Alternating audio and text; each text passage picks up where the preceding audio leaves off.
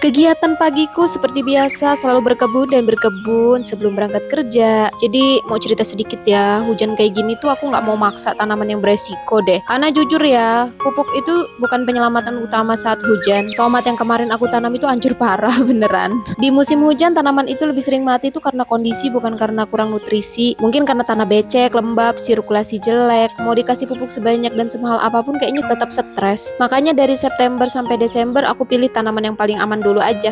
Ikutin kegiatanku yuk, sekalian update kebunku pada Desember 2025 ini. Sekalian panen kecil-kecilan juga ya.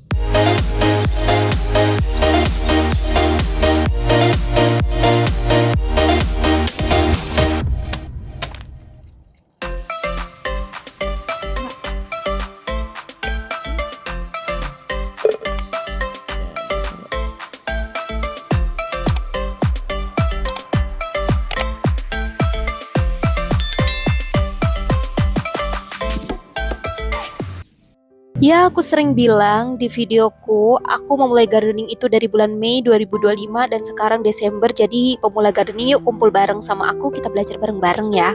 Tanaman yang aman dan cocok untuk musim hujan itu gak banyak ya teman-teman. Kangkung, bayam, caisim, dan pakcoy aja sih. Tapi yang tahu selain ini bisa dibalas di kolom komentar ya.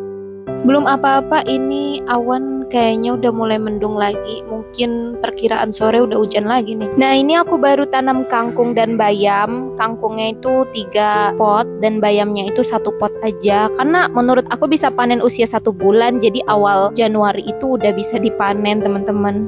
Kalau waktu semai mataharinya kurang, paling cuma sedikit estiolasi aja. Yang penting jangan selada. Kalau selada itu estiolasinya parah teman-teman. Daun juga tipis banget di saat hujan terus begini. Oh iya, ada satu lagi. Untuk kailan tuh di sebelah kangkung itu bagus juga. Dia bisa lumayan survive kalau di saat hujan seperti ini ya.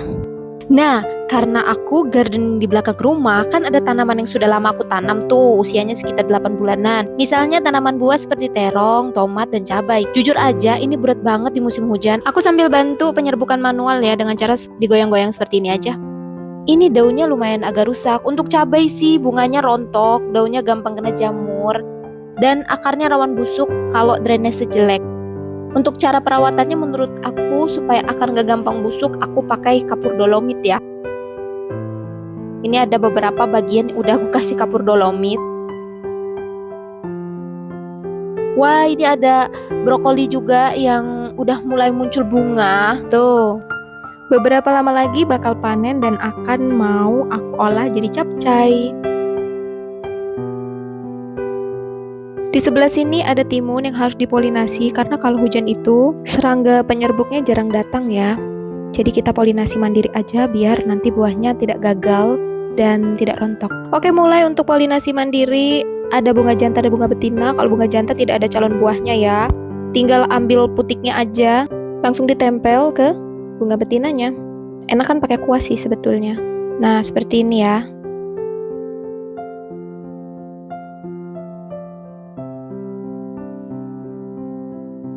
Oke, kayaknya saya cuma menemukan 1 bunga jantan, gak apa-apa.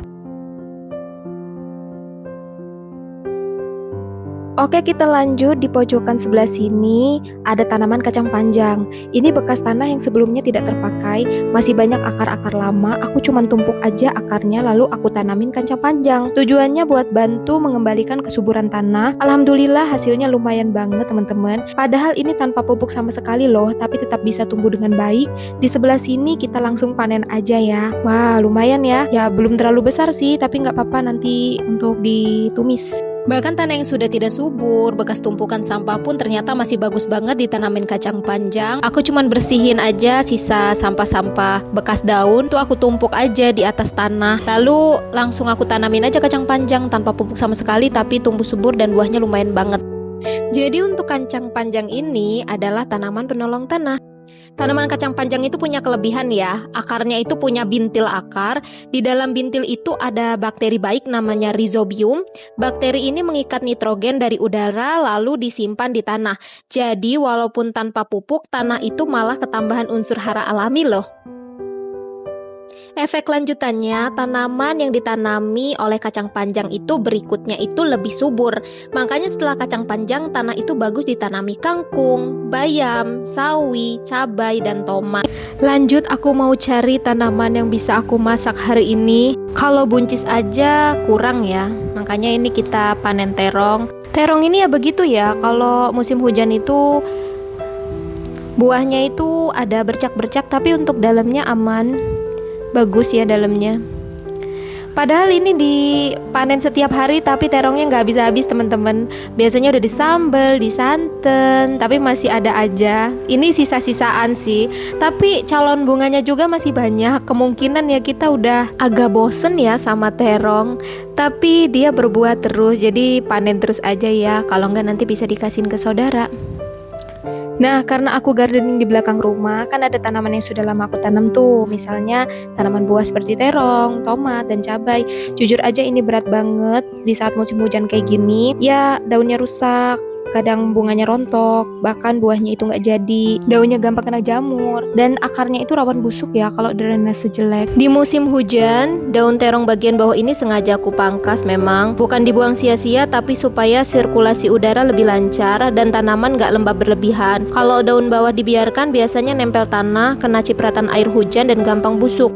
Cara penyelamatan menurutku supaya akarnya gak gampang busuk, aku pakai kapur dolomit. Jadi dolomit itu bukan pupuk ya, tapi buat menetralkan tanah, memperbaiki lingkungan akar, bantu tanaman lebih tahan lembab. Dolomit bantu menaikkan pH dan menambah unsur kalsium dan magnesium. Penting untuk pertumbuhan akar, batang kuat, dan pembentukan bunga ya. Dan mengurangi penyakit akar seperti jamur atau busuk akar, dan membantu penyerapan pupuk ya, seperti tomat-tomatku ini kan dia tidak terserap dengan baik pupuknya ya karena hujan, sama memperbaiki struktur tanah. Aku tambahkan kalsium buat memperkuat bunga, menguatkan bakal buah ya, karena kalau hujan rata-rata bunga itu banyak yang rontok. Selanjutnya aku mau manjain tanaman dengan menambahkan kalsium. Ya sama seperti dolomit tadi, nggak perlu banyak-banyak, cukup ditaburkan saja di bawah. Tapi boleh kok kena batang.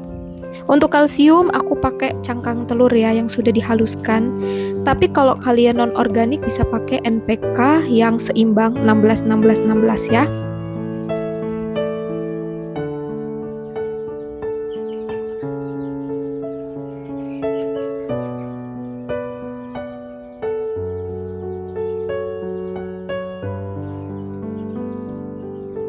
Selanjutnya untuk penyelamatan tanaman di saat hujan itu opsional aja, pakai fungisida atau anti jamur ya.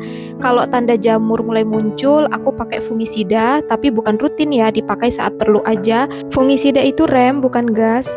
Dan selanjutnya aku pakai mulsa. Ingat ya, pestisida dan pupuk itu bukan solusi utama saat hujan. Lingkungan yang sehat itu nomor 1. Pakai mulsa ya, bekas plastik polybag itu juga menyelamatkan kalau emang hujan tanpa henti ya. Tapi medianya harus poros, karena kalau terlalu padat, misal tanah merah seperti tanahku ini, media tanamnya malah nggak dapat oksigen, malah jadi lebih busuk. Makanya aku menghindari untuk pakai mulsa atau penutup di atas pot.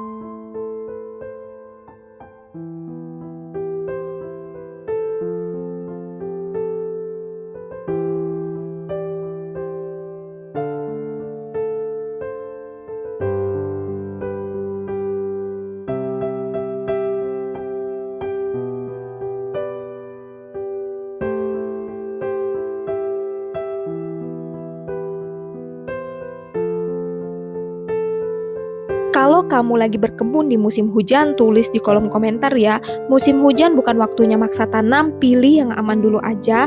Kamu lagi tanam apa nih sekarang? Kalau konten ini ngebantu, jangan lupa like dan subscribe. Karena di channel ini aku bakal rutin bahas cara berkebun realistis, bukan teori doang. Sampai ketemu di video berikutnya ya. Kita belajar berkebun bareng, pelan-pelan tapi konsisten. Bye-bye, semangat gardening!